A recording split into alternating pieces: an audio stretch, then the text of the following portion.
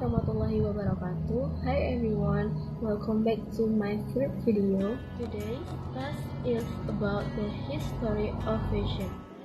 Have never agreed on when humans began wearing clothes, and estimates submitted by various experts have ranged greatly from million years ago.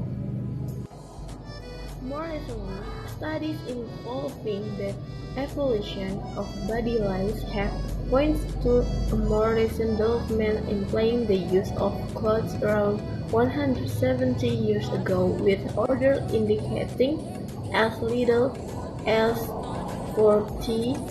However, despite this indication, there is no single estimate that is widely accepted.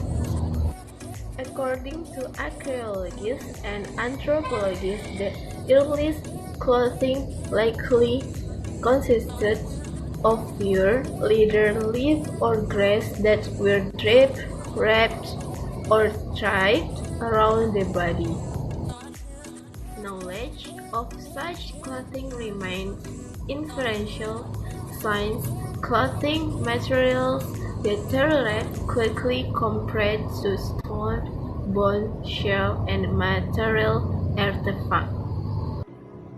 Okay everyone, thanks for watching my video.